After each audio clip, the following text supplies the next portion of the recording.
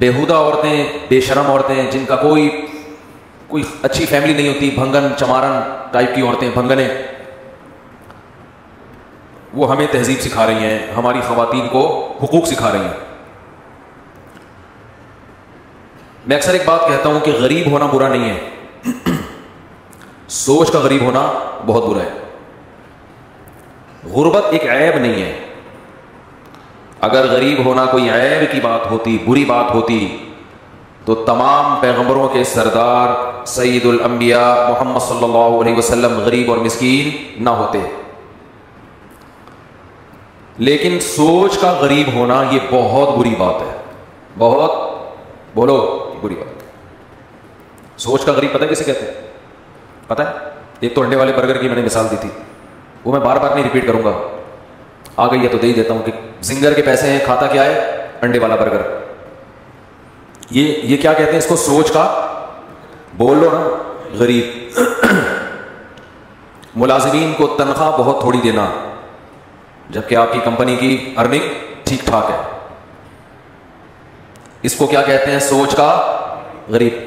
मर्द को अल्लाह ने खूब पैसा दिया, बीवी को तरसा तरसा के खिलाता है, तो ये किसके गरीब होने की अलामत है? सोच के गरीब।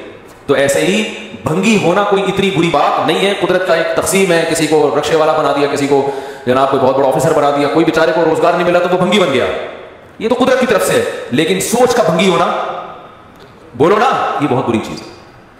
तो ये तो औरतें आजादी मार्च, मेरा जिस्म मेरी मर्जी, कपड़े क्लॉथलेस, ठीक है ना, ये औरतें सोच की क्या है? भंगने। इंग्लिश बोलने से इंसान पढ़ा लिखा नहीं हो जाता, अंग्रेजों में भी भंगी होते हैं।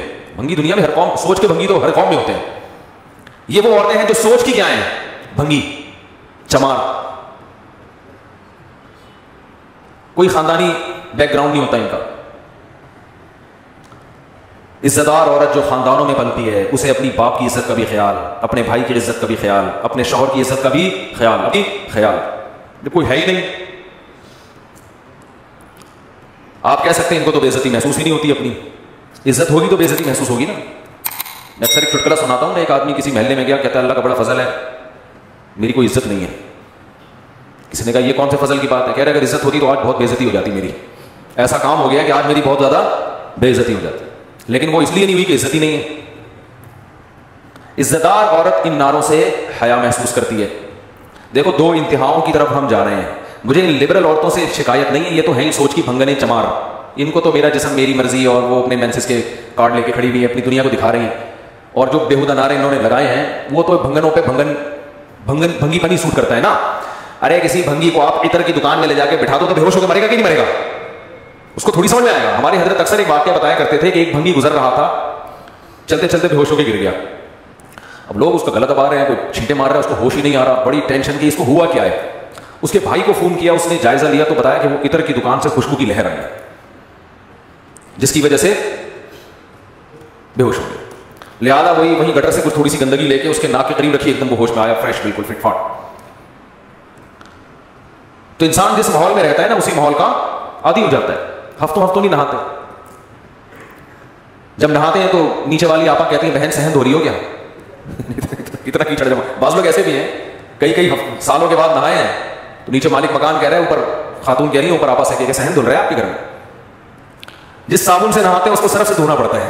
ऐसे मेले भी दुनिया में अल्हम्दुलिल्लाह मौजूद हैं।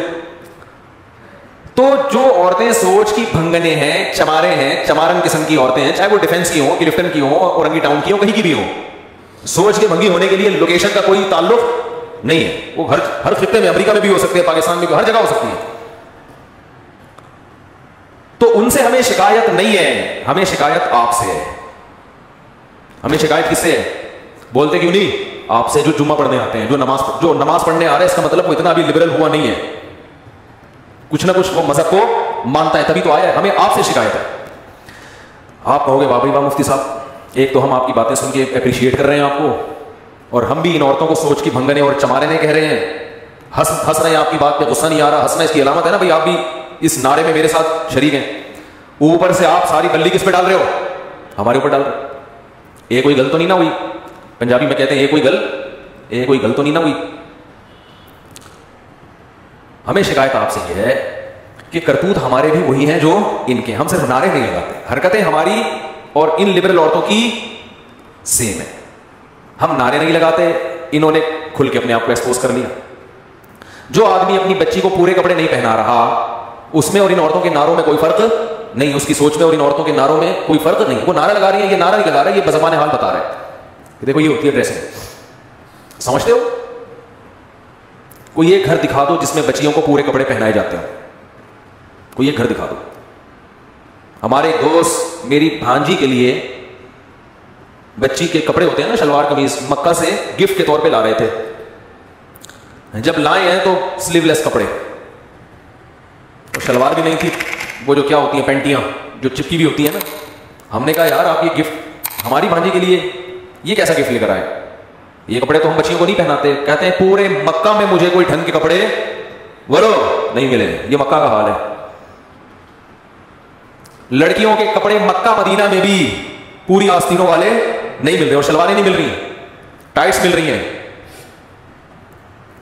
उन्होंने नारे लगाए हैं, गलत किया। हम बज़बान हाल बता रहे हैं कि हम में और आप में कोई फर्क नहीं है। जब बच्ची बड़ी हो जाती है, जवान हो जाती है, आपके पास एक उज़र है कि मेरे कंट्रोल से बाहर हो गई, कह सकते हो आप। और वो तो ये बात भी इतनी आसानी से समझ में आने वाली नहीं है। खिलाते आप हो, घर में आपने रखा हुआ है और आपके कंट्रोल से बाहर है, तो फिर घर से बाहर कर दो उसको। लेकिन बहुत उज़र होता है इंसान के पास। लेकिन जब वो छोटी है तो किसके कंट्रोल में है? बोलो, आपके कंट्रोल में। उसमें आपका उज़र नहीं चलेगा। अच्छे अच्छे नमाजियों को देखा है, दीनदार घरानों को देखा है, बच्चियों के पूरे लिबास ही नहीं पहनाते। दलील दो तो कहते हैं, जवाब में कहते हैं कि ये तो अभी बच्ची है, तो वो भी तो बच्चा है, उसको पूरे कपड़े क्यों पहनाए हुए हैं? फिर लड़के को भी चड्डी बनियान में लेके आओ ना भाई। लड़का है, उसको चड्डी पहना के क्यों नहीं लेकर आ रहे? उस पर अभी पर्दा फर्ज थोड़ी हुआ है लड़के पे। और खुद भी पूरे कपड़े पहन के क्यों आते हो? पर्दा जो फर्ज है नाफ से लेके घुटनों तक, एक लुंगी बांध के मस्जिद में आ जाया करो। अगर मैं आपसे कहूं भाई कुर्ता कहां है, शलवार कहां है, या पैंट शर्ट कहां है, आप कहो कि मुफ्ती साहब आप ही से मसला सुनाए कि मर्द पे पूरी बॉडी छुपाना फर्ज नहीं है, तो ये दलील चलेगी? भाई फर्ज नहीं है का मतलब ये थोड़ी हराम है। प्रॉपर ड्रेस तो यही होता है जो सर से पांव तक होता है। तो जब मर्द का प्रॉपर ड्रेस ये होता है कि सर से लेके पांव तक वो अपने आप को वो ड्रेसिंग करता है, तो औरत की ड्रेसिंग की वैल्यू मर्द से ज्यादा है। आप उसको पूरे कपड़े क्यों नहीं पहना रहे? हर घर में बच्चियों के आप ड्रेस देख रहे हैं। चलो बहुत छोटी बच्ची है, 4-5 साल की है, चलता है। जब थोड़ी सी बड़ी होना शुरू हो गई, समझदार होना शुरू हो गई, अब तो प्रॉपर ड्रेस पहनाओ उसको। नहीं पहनाते। और मैंने जो हालात का तज्जिया किया है, देखो अपना तजर्बा शेयर कर सकता है ना इंसान। यहां आके लोग हथियार डाल देते हैं अपनी बीवी के सामने।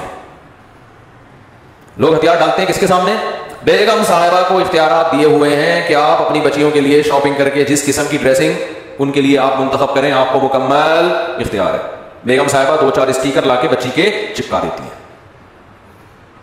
बच्चियों का जो ड्रेस है ना वो यही है कि 2-4 स्टिकर चिपका दिए उसके।